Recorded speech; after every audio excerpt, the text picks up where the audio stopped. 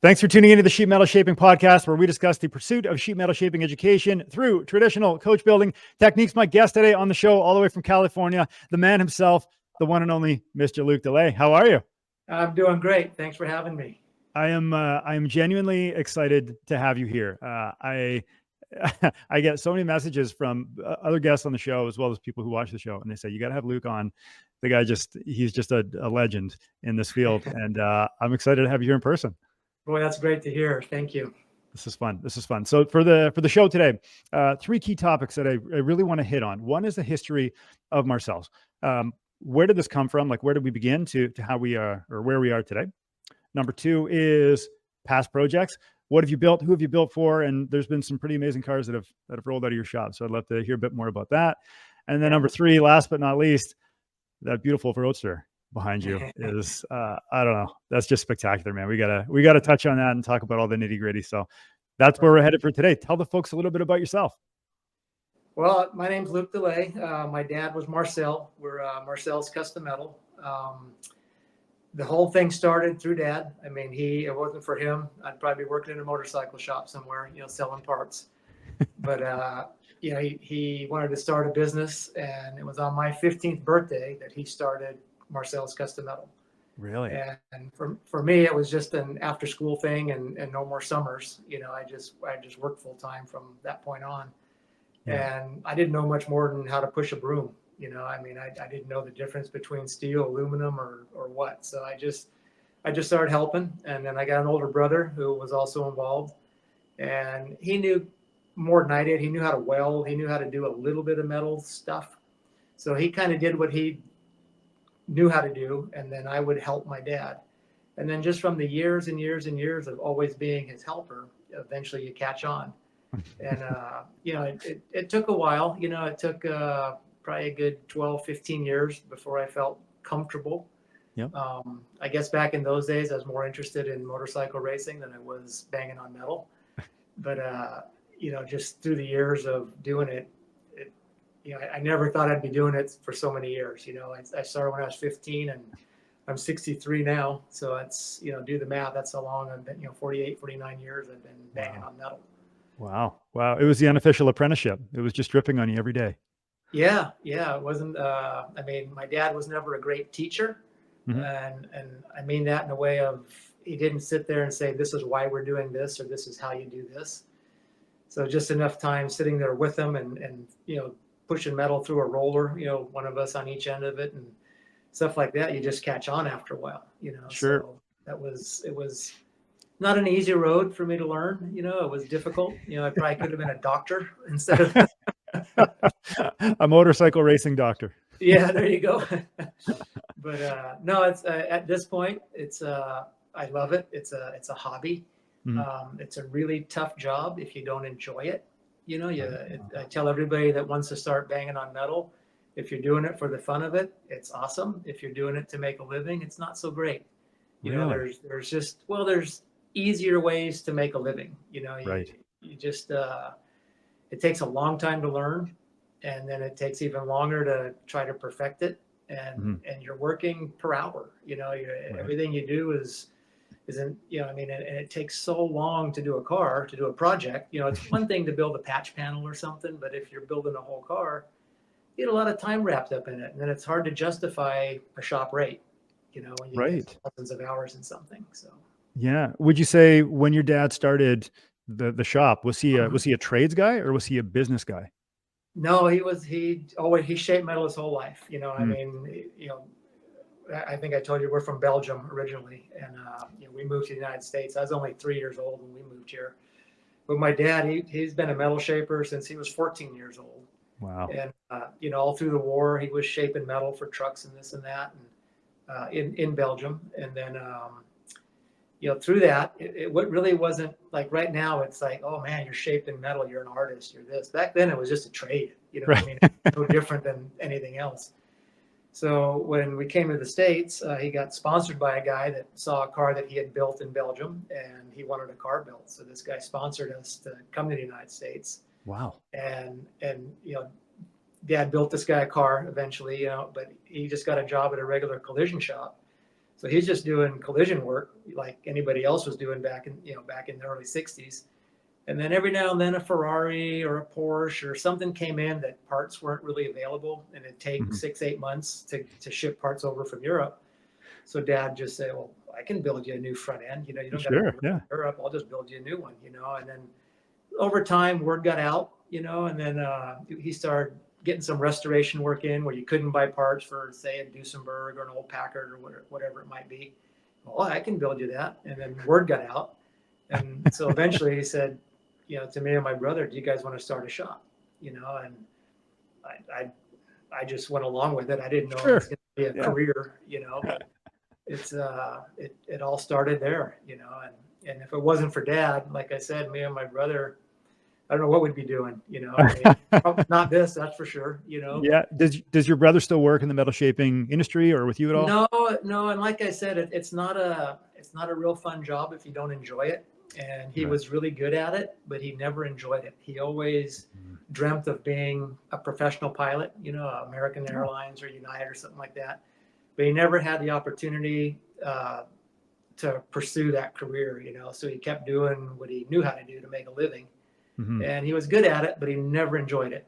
And then probably about, I'm going to say close to 15, 18 years ago now, he was able to fly for a living. And he said, you guys mind if I step away from this, So he's been doing that, and that he enjoys that. He doesn't feel like he's going to work, Sure. It's like any job. That's important. Hey, if you're going to put the time into anything, whatever it is, whether it's art or otherwise, Exactly. you got to love it, right? Yep. So at that point, my dad's health, he was probably pushing 80 years old about that time, and his health wasn't great. And I wanted to keep doing this. So I found a property and where I could do this. Yeah. And I asked my brother, can I just buy you out, and we made a deal. And so my dad he came here to help me, and now I'm just a one-man shop, but he started coming around and helping. And pretty soon he was here every day. He was here from 8:30 in the morning till 3:30 in the afternoon every day. Yeah. But that for him was just fun. It was really fun for him to do. And it was some of the funnest times we had working together, because I told him, do the things you enjoy. You don't got to be, laying on your back on the ground, grinding lead or doing anything like that. Do the stuff you like doing. Yeah. I'll do the drudgery work, and so he did, and we built some really neat cars, and he worked with me here for a good 6 years, and then my mom's health got bad and he had to stay home with her, but and then he passed away. It was just almost 6 years ago now. So right. I really miss him, because the days working with him were fun, And now I'm just down there by myself. You're just kind of, you're just down there tinkering by yourself.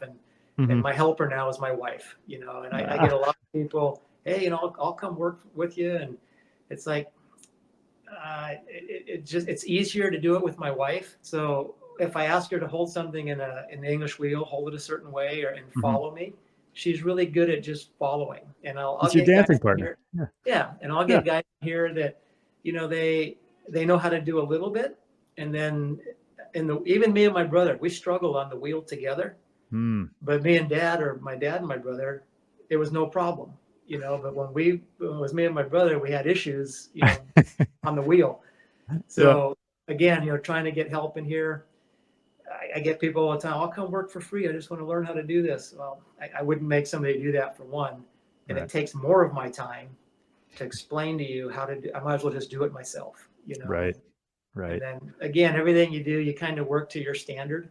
And I like to put the bar as high as I can put it. So if I have to sit here and babysit somebody, it's just taken away from what I can do, So I just as soon, do it by myself. And my wife, she's typically home. She's a real estate agent, so she's home quite a bit, or can be. So if I need help, hey, can you help me carry this or move this, or we need to weld these two big pieces together. Can you guide them for me? And so she's usually around to give me a hand, Cancel the showings, cancel the listing appointments. We got a car to build today. That's it. We got a car to build. Yep. That's funny. When you move locations, were you in a commercial location before you moved to your current one? Yeah. We're only 2.5, 3 miles from where I'm at now. Ah, And nice. now I'm in a residential area, and I've got a 3,000-foot barn on Yep. my property, and that's where I goof around now. So Very nice. What did you prefer? So being self-employed, did you prefer having to go to a location away from your home, or do you prefer being no, walking distance? this is amazing. Yeah. I mean, I don't know if you've been to California, you know how terrible our traffic is, and it's Yeah. because our weather's so great. But Yeah. it's just the commutes around here are just horrendous, So I've got about a minute walk down to my barn, and Oh man. and then I'm not a big TV guy, so typically after supper you can go down and goof around a little more, and you do the quiet stuff in the evenings, and then I can make noise during the day. And our Yeah. properties here are pretty far apart, so it doesn't Very seem to nice. bother anybody. Did you build the barn? Nope, I found the property as is and moved in. Beautiful. Even better. Yeah, yeah. But did your wife help transact the property? No, this was No. before she was a real estate agent. Oh, So too funny. Too yeah, funny. That's amazing, man. I mean, the fact that you can work from home and do what you love every single day yeah, and carry on with the legacy of what your dad built, and to have your yeah. dad come and give you a hand for the number of years that he did. I mean, that's spectacular. Right. No, those were the funnest times. Those were got to do projects. I mean, we got a real free hand on what we had to do. We got a basic 3/4 front, 3/4 rear sketch, Hmm. and do the best you can to get, and they're only like an 8x10 or maybe a little bigger than that, but it's not like a full size drawing or anything. And it's just like, make something look kind of like this. Here you go. So, and then again, when I say we built the car, we do all the sheet metal work. They bring us a rolling chassis. It typically has an engine and drivetrain in it. We work around whatever's there. Hmm. We build all the sheet metal work, all the aluminum work, and then it goes out, and then it takes the team to build the car. You got painters and upholstery guys and the mechanics and all the above, And Hmm. so when I use the phrase "we built the car," I'm talking about the sheet metal work. Just a sliver of it. That's right. Yeah, That's right. yeah, just part of it. I mean, I guess if you broke it down into its simplest form, there's two components to cars. I mean, you've got the design and you've got the construction, right? And Right. as far as like the beautiful part where people look at the vehicle and they go, oh my gosh, look at the lines on this thing. It's spectacular. Do you dabble on both sides of, both the design and the construction, or do you focus mainly on the build? Well, I can't draw, so I mean that design part's out of the question. But when we do get a 3/4 view, we have to design the whole buck that we're going to work over. It was me and my dad and brother, and now just me. But you do have to design all that in your head, Mhm. full size, and you can look at that picture once in a while, but you're still, how round is the fender? How sharp is the peak in the fender? How thick is the roof volume when you're looking, this way? Mhm. And, things like that you are designing, but we do get a drawing because Yeah. I mean, we typically work with designers, and like my car, I did design that car, and then Chip Mhm. Foose came on board and he helped with a lot of details to make it as awesome as it is. But I felt like I really did design the car, but I never drew it. I Oh, just wow. designed it, full scale out of, tubing and flat bar Mhm. and to make my buck. But if you came to me with an idea and said, well, I don't need a designer, you can do it. I can't read your mind what you want. I need to see a picture. I knew what I wanted, so I could do that for myself. Sure. But I don't know what a customer wants, so I need a drawing. I need to work with a designer. Right. That's the easiest for me, for the customer to get what he wants. And then in terms of buck design, do you prefer to work with a wire form or do you prefer wood? What do you like? Yeah, I do not like wood. I'll tell you that right up front. I don't like working with the wood bucks. I like the wire form. I don't use round like a lot of people use when you say wire.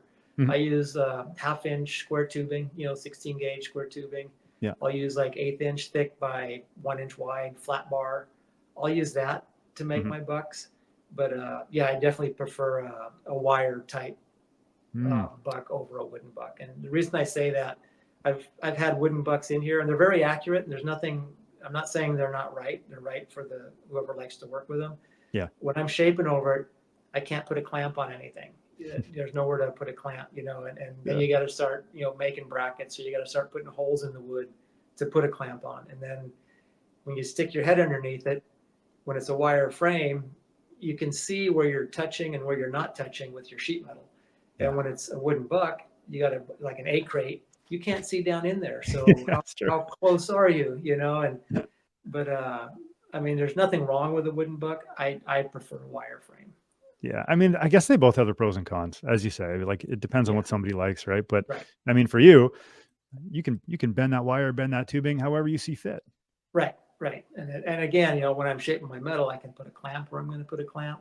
I can Yeah. kind of gauge where my welds are going to be by how I build my fixture. And then Mm, you've also got, you know, like wheel openings, you've got door lines, and you've got hood lines and trunk lines in a wire type buck. yeah. In a wooden frame buck, you just got a bunch of stations, and you've got to invent where that door goes. Uh-huh. You know what I mean? So Yeah. that's why I like working over a wire frame better. Very nice. In terms of butt construction, I mean, if you were well, we're going to talk about your car in a little bit, but I mean, if you were to take a design from a piece of paper and build out a full scale buck, would you build half or would you build the full buck? What would you do? Do the whole thing. Whole thing. I just start with a center line, you know, and then typically maybe a line that's directly over the wheels, you know, that's like the highlight of the fender usually, you know, and Yeah. then start connecting the dots, you know, and, you know, make like where the grill would be, make that area, and then work your way back, like almost like a top view. You'd shape a piece that way. That's maybe your belt line. Yep. And and that's how I do it, you know, and if you look back how Ferrari and Maserati and they did it in Italy, and you know Yeah. All Scaglia, wire form. Pininfarina, that's how they did it. And Hmm. it's not as accurate as a wooden buck, because a wooden Hmm. buck you can, you know, when you cut it out, you can do left and right identical off the center Right. line. Yeah. When I'm making my wire forms, I make them identical, but they got to get welded. And as soon as you put heat to it, they moved a little Yeah. bit. Yeah. And you know, like Dad always said, as long as it looks right, it's okay. Just, I mean, don't take a tape measure to it. You know, Yeah. if it looks right, then Yeah. That is one benefit to the wood is that you can CNC router a perfect match both sides, yes, right? Whereas the yes, wire, not so much. yep, you're right. Yeah. When you're doing some of this butt construction, you'd mentioned square tubing instead of the round. Why do you prefer that? Because it's two dimensional. So most of the lines that you know through the buck, I can hammer the shape I want, and if it gets kind of like a spaghetti shape to it, I can lay it on the floor and hammer it flat. So Ah, now you've got, and with round tubing, it kind of does that spaghetti, you know, thing like this as you're bending it, you know, and then it's really hard to get that flat again. So I use square tubing, yeah. and then sometimes it does need to be, you know, three dimensional, and you can hammer that into it, you know, Mhm. but you can it's just easy to make left and right much more accurate for me Yeah. to do square tubing or flat bar. Let's say you're making a form, you know, like if you can see my car behind me, from the headlight over the front wheel, down through the door, up over the back wheel, and then down again. Mhm. If you hammer that out of a piece of square tubing, and it's not straight and it goes Yeah. like this, then you can lay it on the ground and hammer it flat. Now I you see got it. a nice straight line again. You know, you still got Gotcha. the shape you want, but you got a straight line to work off of. Yeah. And if you do that in round, it's really, really, well, for me, it's really difficult. I've seen people do it and it comes out great, but for Mhm. me, this is simpler. And I guess it comes back to how'd you learn? Yep. This is how Dad did it. This is how I do it. Ah, You know, where did he and pick that up? Did he pick that up from Europe or did he come up with that yeah, himself over here? no, I think just from, you know, back in the day when he was doing it, it was real time, you know, Pininfarina, Scaglietti, Ferrari stuff, kind of Yeah. like the car behind me. And Mm. that's how they did it. And those were the heroes of my dad's. So that's how he did it, you know, and Very cool. Very cool. There's a lot of talk about California metal shaping on the forums online and obviously being in California. Did you guys have any dealings with California metal shaping? Was there a relationship there? Were you competition over the years? no, we What did was a that lot of like? work for them. I mean, Yeah. they would come to us and we would do a lot of the shaping for them, you know, and they had a couple of extremely talented metal shapers there. But even when we started, they were not young. You know, they were Mm, older guys, and I don't think they could get out the amount of work that they were taking in. So they'd come to us, and we did a lot of shaping for them. You know, great. and they would still put the cars together and stuff, but we would do the metal shaping, and they did as well, but they just couldn't handle as much workload as they had. You know. Right. Right. It's amazing. Like there's so many people in this industry that are friends with one another. And I mean, I guess you could be competitive, but like there's a ton of work to go around for everybody. And it's kind of fun when other people say, hey, I got too many customers. Are you looking for Yeah, work? no, You know? I mean, that's true. Everybody, as far as I know, everybody gets along in the industry, and Yeah. there's no real competition, I mean, I want my metal work to be better than your metal work, but I'm not sometimes I'll walk into a show and I'll see a car that, somebody else did out of metal, and I'll look at it and think, man, I just want to cut my hands off because it's so nice, I mean, we all do our best, and, Yeah. and I'm sure we've all built our Etzels in the past too, so. That's a good, was there ever a car that you really, and maybe you don't want to talk about the specific one, but was there ever a car where it left you like, oh, you know what? I'm going to do better next time.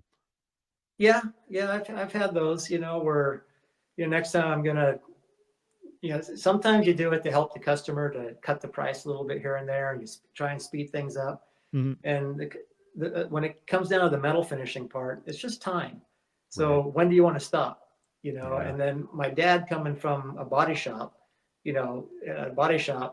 back when he was there, you get X amount of hours to repair a fender or whatever it might be. Mhm. Well, you need to do that in about half the time if you want to make any money. That's right. So, Dad was the one that, goes, I always had to buy the painters a case of beer at the end of the week because they helped me out, because he would cut corners. Yeah. So as time went on in our business, I kept trying to do it instead of faster, nicer, Yeah. try and do it nicer, try and do it nicer. Mm. And my dad was more about, let's just get it out. We got 12 more cars we got to build, and let's get these out. The painter can fix that. The painter can Sure. fix that, and I just learned after being around, the chip fuses of the industry and stuff like that. The customers that want these one-off cars built, typically they're not worried about saving a few bucks. Right. They want it as nice as you can do it. They don't want it as quick as you can do it and then have to put Bondo on it. They'd like you to do it as nice. And it was hard to get that point across to my dad. And Right. when we were working here, when he was helping me, he let me do it my way. And we really and he could do it. I mean, he could do it as nice as anybody could do it. Sure. But he felt like, man, that's an extra 2 days I worked on this fender that, I could have had the other side done by now. Yeah. But it is better at the end of the day, and Sure. and I tried to prove that point with, the car I built for myself. I did the best that I could do metal finishing. And then on top of that, I had a good friend of mine, Squeak White. He Mhm. came in and he's a metal finisher. And he even spent, probably a good 5 to 8 hours on each corner of my car Wow. to make it that much better. When you Mhm. look at it, you don't notice a difference. I mean, I notice a difference, but Sure. the average guy wouldn't notice a difference, but it's that much straighter, Yeah. So we really tried to up the ante on this, and I don't know that I mean, I wanted to show it in bare metal, so that Mhm. was why I did it. Yeah. If you were going to paint this car, there was a ridiculous amount of time spent making it this nice. The Yeah. had to be this straight. Tap, tap, tap, tap, tap, tap, tap for Yeah, hours. that's all Yeah. it is. Pick and file, pick and file. Uh-huh. Let's talk about some of the customer cars that have left your shop. So I'm sure over the years you've had, like a top 5 favorites or top 3 favorites. What might those be? Well, and I got this saying from a good friend. My favorite car is the next one. There you go. There you go. But no, probably one of my favorite cars, other than my own, is a car called Impression. Yep. And we did that for Chip Foose. Mhm. Gosh, I don't even remember how long ago. It must have been around 2000, 2005, maybe. Mhm. Mhm. But that might be one of my favorite cars that we ever did. Yeah. And then right up there, I mean, I thought the Boydster was Yep. really, really neat. It was still a 32, but it wasn't, Right. and that was, I thought, really cool. And then there's one called Aquarius that we did for Rick Dorr. Nice. And that was more of a De Ley style, a Mhm. French Art Deco style. And Yeah. that He's got a lot was, of big, beautiful, swoopy designs and all of that. yes, The cars are yeah, very nice. yeah. So those were neat. I mean, I got a lot of really, really nice cars that I can remember going, man, I wish it was mine. I wish we didn't have somebody else, Yeah. So when those happen, what is the process? Somebody calls you up and says, "Hey, you know what? I got this idea." And then you go from a sketch to real life, or like, am I Yeah, missing something? that's typically how it works, and again, we're just a sheet metal part of it.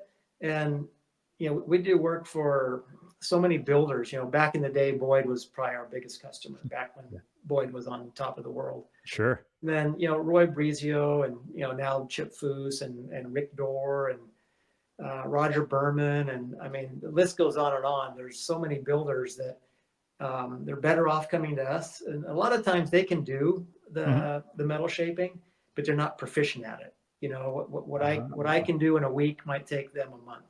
Right. So again, they come to us for just the sheet metal part, and we'll typically get a full-size drawing or a 3/4 front and rear view, and that's the idea. That's not a blueprint, but that's the idea of what we're going for. So, Nice. and that's how we'll start, and then they'll bring us a chassis, and from that chassis, we'll build a floor on it, and we'll go around whatever's there. You can bring me a tube chassis, a square tube chassis, a round. It doesn't matter what it is. I'll build around it. And then, off the drawing, we'll make that buck. And then as you're making the fixture for it, the customer can come in once in a while and say, yes or no, we like the direction you're going, or it's not, maybe this should be lower. And that's the time to make your changes. Yeah. And then once Tell me now. Yeah. Yeah. Once they see all that, then we just start shaping. And then when we're done, then it goes back to the builder. Right. Very cool. Do you prefer to work in aluminum or steel? Aluminum for sure. Yeah. So back in the day, when it was the three of us, most of the cars we did were steel, and I'll still do them in steel if that's what the customer prefers. But you can usually talk them into all the one-off cars, all the classic cars, the race cars. They were always aluminum. Yeah. And for me, being in the shop basically by myself, and you start doing a fender on like some of these Delahaye style cars, or even like my car, that whole nose clip, it's one piece eventually. Yeah.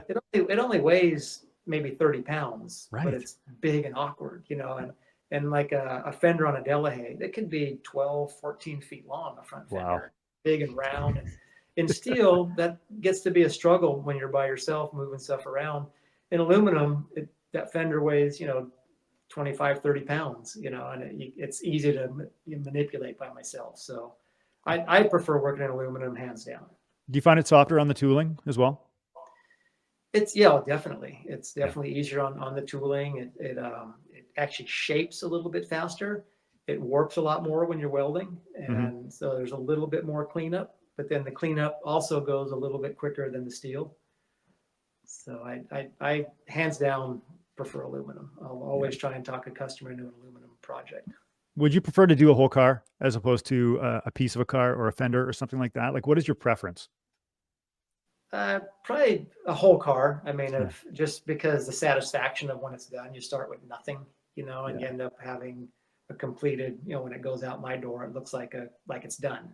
I know it's far from done, but it looks like it's done. And I don't mind doing piecework either. Just, if a fender on an antique car got destroyed, you need one fender, I'll do that. I stay away from repair work. We did enough repair work in the early days, and that was more drudgery. At this point, I have the really good customers, and they're not buying old, back in the day, how many 32s, 34s, and 36s people would spend a bunch of money on an old rust bucket, then they'd bring it to us, and they'd want all these all your typical hot rod changes. They want them chopped. They don't want the hinges with the hidden hinges. They want a 3-piece hood. They want the top filled in. And then the whole bottom of the car is rusted out. So now you're fixing all this rust on the bottom of the car, and then you're doing all the changes. And at some point, it's just because we can shape, it's easier just to shape the whole thing. Start again, And this way, because so many designers out there, I took a cowl from a 34, but I took this from a 36, and they're piecing this stuff together in their drawings. Just draw something, and then we'll build it all. Quit trying to piece stuff together, because there's always a compromise. There's always something that doesn't line up exactly how you want when you're buying parts from other projects. Yeah, I guess too, you got to look at the economics of it. I mean, depending on what it costs to either build a new car or repair an old one, you got to say, okay, what are we going to be left with when we're done? And also, what's that going to cost, time and dollars? Because it's, Well, I mean, for some people it matters. if you just want to stock, 36 or whatever it might be, Yeah, and there's some rust, you're better off just fixing the rust. yeah. But your average hot rod guy, they want so many changes done, just draw it and then we'll build it. And I don't think there's a big difference in cost at that point. It is Mhm. expensive. I mean, to build a whole car, it's not, it's not pocket change, but it's when you do all the changes and all the repair work, it's that expensive as well. Sure, sure. What, in terms of hours, how many hours would you spend? We'll take a 32 3-window coupe, right? With a roof, closing doors, latch, the whole bit. How many hours Well, would it take to actually build a car? when we were doing the Murocs for Jerry Kugel, and those were Roadsters, those were Mhm. 32s. His design, he did exactly what we said, and Yep. he drew a 32 that he thought how a 32 should look. Mhm. And when the average guy sees it, they think it's a 32. You park it next to another one, and it's a lot different than a 32. Sure, sure. But a car like that, back when it was my brother, myself, and my dad, it'd take us about 3 months to do a complete body. Yep. Yep. So That's no. like, that's a significant time input. And you guys are proficient too. Like, you know what's up, you know what's going on. Right, Yeah. right. What was the car that really just kicked your ass? You're like, oh man, this one's just beating me up. We got it, but it beat me up. Well, the most difficult project I ever built, it was a project for Rick Dorr, maybe 6 years ago, something like that. Mhm. And it's a take on the Tim Special. And I don't know if everybody knows what that is, but it's No, I don't. a 48 Buick. And it was a one-off, all aluminum body, straight 8 Buick in the back. And Rick had a customer that came to him and said, hey, can you build me this? So Rick came to me and said, Luke, can you build this? And I told him, I go, well, that's already been done. I go, why don't we do like a 90s version of the same car? Just like an old Beetle, a 60 Beetle and a new Bug. Mhm. You can see it's still a Bug, right? But they're Yeah. completely different. Yeah. So he had one of his guys that draws for him, Eric Bruckmeyer. He drew I don't know, a dozen or so different sketches until the owner liked this front end, this back end, and we built that car. And the difficult part of that car was it didn't have doors, it didn't have a hood, it didn't have a trunk. It was a nose clip that incorporated the cockpit Mhm. and then a whole back section. And it was a really big car. And when I shaped everything, I mean, normally you've got a hood you can reach in or a deck lid you can reach in. And this had like, skirted fenders in the back. Usually you have cut out for your wheel, what you can reach in. The metal finishing, was the difficult part because I made all the sheet metal for the car, and then I started in the middle, and I started, putting welding pieces together, metal finishing that, and working my way outboard. And at the end of the day, I mean, I remember my dad; he was still alive at the time, so it must have been maybe 7 years ago. And he goes, I wouldn't have taken that in. He goes, he knew the difficulties. I didn't realize what I was getting myself into when I said, Yeah. do this, but he already knew. And he goes, I wouldn't have taken that in. But Oh man, that's so the funny. car came out stunning. I mean, it's a certain style. It's not my favorite design, but Right. it's an extremely unique car.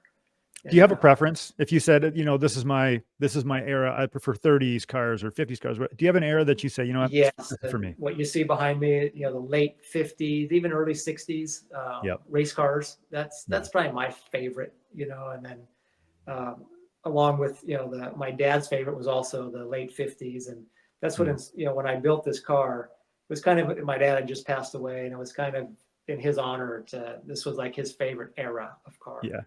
So well, let's talk about that car. Look at that beautiful thing back there. the Marcel Roadster, just after my dad, I love it. I love it. Again, like I was saying, the whole plan was I was hoping I could show it in bare metal.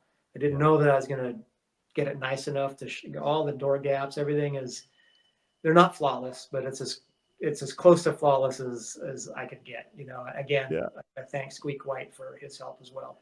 Well, man, you're winning awards left, right, and center with this thing. Every time you post on Instagram, it's a new trophy somewhere. This car has just been, I mean, everywhere I go, it seems like the type of style of a car that everybody is okay with, where, sometimes 32 guys, they don't like 36s or something like that. But this is something everybody seems to like.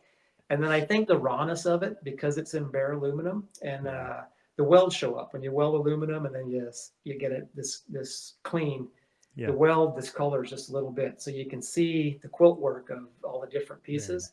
And it draws, almost everybody gets drawn to it because of the rawness of the car, and they can see that it's handmade. They don't start thinking, man, this was stamped or this was that. And then they can also see that it's metal finished, where you look at any beautiful painted car, you never know what's underneath it. You know what I mean? It could be 2 inches of Bondo. You never know. So Yeah. hopefully There's no not. hiding.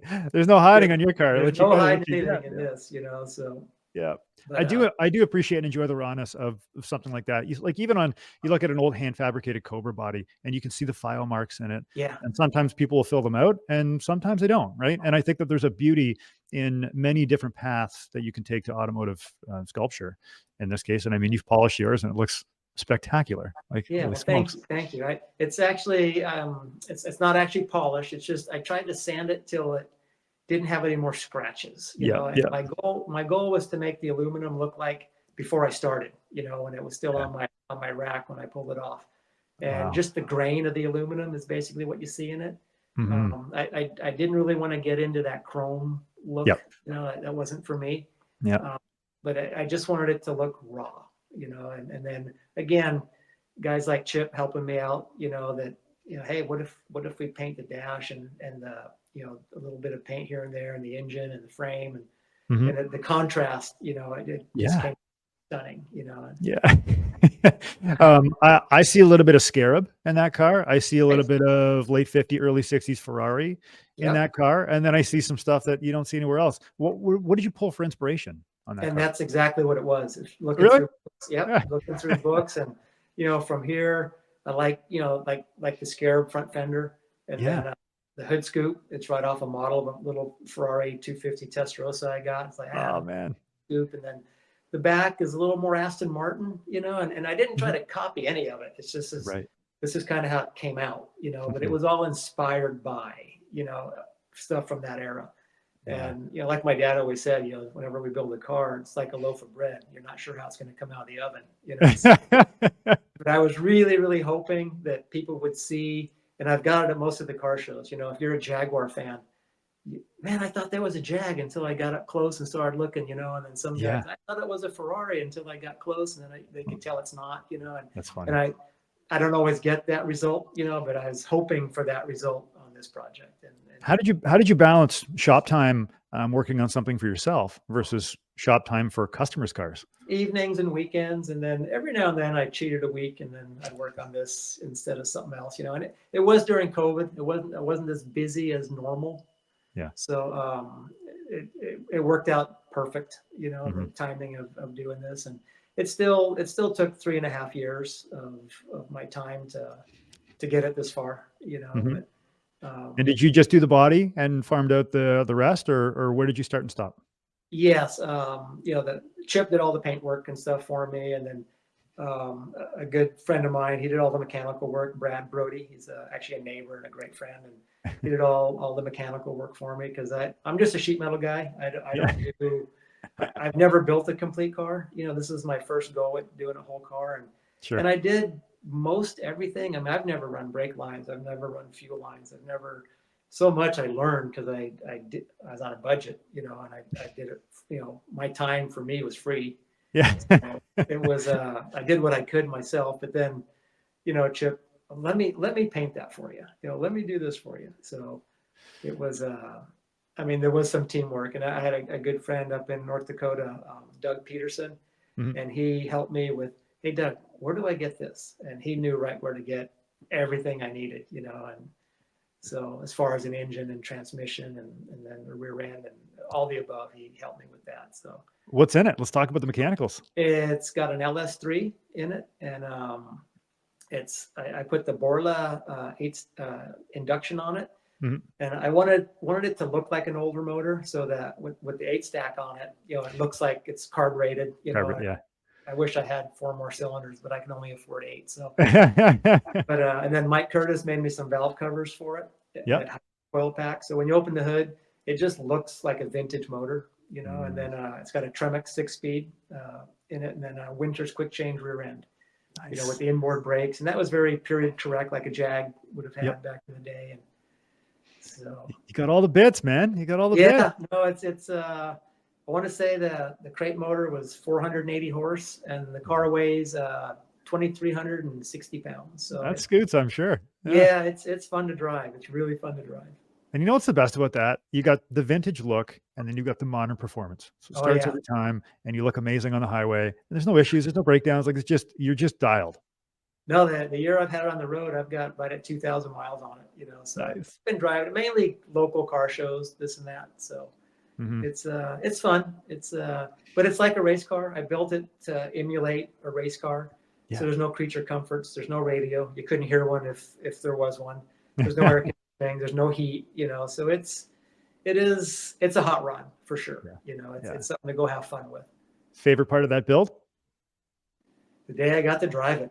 You know, Ah, it was so fun. I mean, I enjoy the shaping, and the first 6 months was a blast, and then it was like, is this thing ever going to get done? And I'm starting to realize why these cars that I built for customers take so long. Because me and Dad always talk, I don't know what takes these guys so long. We get them a whole car in 6-8 months, and it takes them 2 more years to finish it. Well, now I know what takes so long. So there's a lot more to it, that's funny. For anybody who's just getting started in the industry and says, you know what, I think I'd like to build my own car. Is there anything looking back now that you've seen the process from beginning to end that you would do differently?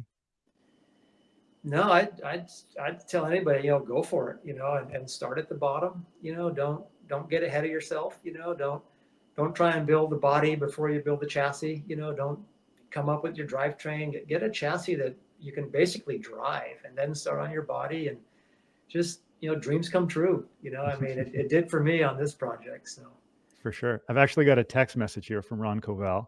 Ron says, what is the hardest part of metal shaping for most people to learn?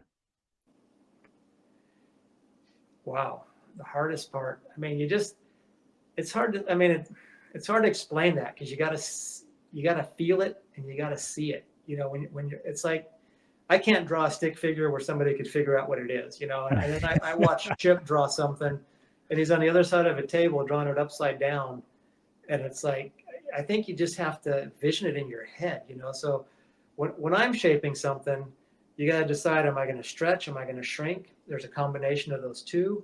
And just from experience, I mean, you use what's best for you. I mean, a lot of guys, don't use an English wheel. They use a power hammer. Is one better than the other? It's whatever you're good at, whatever you're used to. I mean, Yeah. we had 2 power hammers, and it was annoying when they were on for the other 2 people that weren't using it, because it was so noisy. And we just weren't as proficient with a power hammer as we were with a roller. Mm-hmm. And my dad he learned on a roller, and the power hammer was new to him. So between stretching and shrinking, I mean, do you only use a roller? No, I mean, we use a tree stump the way most people use a sandbag. And I mean, every inch of that car has been, well, not the flatter areas like the hood, but you beat the heck out of them on a tree stump. I mean, you beat them up, it looks like a bag of walnuts, and then you start making it smoother, but you have to have the feel, and that just comes with doing it, where you need to stretch, where you need to shrink, and how you're going to get it smooth, and Right. Once you've beat it into submission and it's rough, but it's right, now it's really difficult not to overstretch it when you're trying to make it smooth. So it's all that stuff you learn with experience. That's right. So That's it's right. a difficult question to answer. What's the so. Man, this has been so much fun. Just the fact that A, you spent the time to be here today, and B, like, there's an elegance about you. You're just so gracious with the cards that you've built and the stuff that you've done in your past, the people that you work with, the fact that you've just got this raw talent that just exudes, and you just talk about it so like it's nothing. Like, yeah, we just build cars. It's no big deal. We've been lucky as well through the years, because all the years we've been doing this, we've got to work with the best of the best, and for us, I mean, we're just shaping metal, and then we'll give, the Boyds back in the day, we'll give them what we give them, and it's up to them to make them what they become, Right. and working with the best guys out there it's such a treat for us, because next thing you know, they're winning the Riddler, they're winning AMBR, they're winning these prestigious awards. And it's like, man, we had something to do with that, you know. And but without them, I mean, not every car makes it to the Riddler, you know. I mean, it takes a team to do it, you know. And again, I mean, I'm so proud of the fact that, you know, we've built, I think to date, 4 Riddler cars. Really? And 11 or 12 AMBR winners. You know, when I say we built, we did the sheet metal work. Sure. It was the Chip Fooses and those guys that, you know, built the car. Yeah. Yeah. I mean, do you ever get, like you guys are working in the shadows, you guys are behind the scenes, right? So, I mean, I mean, not all builders like to share that we did their metal work. You know, sometimes they like taking the credit. They like, you know, they just like being, I don't know if they don't want to tell people because we might get too busy, or if they just want to take the credit for all of it, you know. And the first, I don't know how many years that we worked for Boyd, probably close to 10, Boyd never mentioned Marcels, ever, you know. And then when Chip came on board at Boyd's, Chip made it a point, every magazine that, and every car we did for him made at least a magazine. It would be bodied by Marcels, designed by Chip, built at Boyd's, you know, and that way our name got out there. And that's the only way people started hearing about us, because, you know, before we did all the Boyd stuff, we were doing classic cars. We were doing the V16 Cadillacs, the Packards, the Duesenbergs, the Hispano Suizas, all that kind of stuff. Well, those cars weren't supposed to be rebuilt. You know, they're supposed to be original cars, you know. So no one ever talked about us back in those days. You know, word got out between owners that, hey, you know, where'd you go to have that built? And, you know, they'd come to us and Dad would, you know, build them a new body or new fenders or whatever they needed.